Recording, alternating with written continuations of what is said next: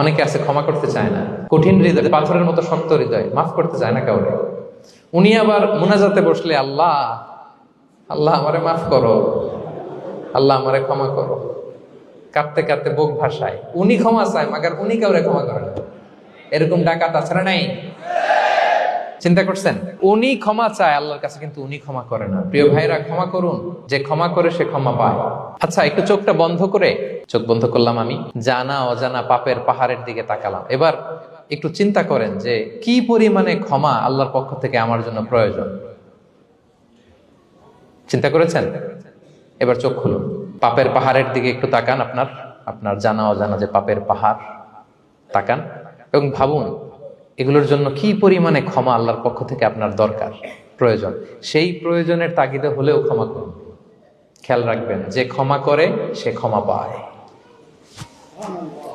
যে অন্যকে ক্ষমা করে না সে ক্ষমা পায় না।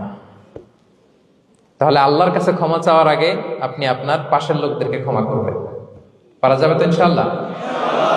ক্ষমা এটা সবাই করতে পারে না, এটা অনেক বড় মহৎ গুণ। যার হৃদয় বড় সে ক্ষমা করতে পারে।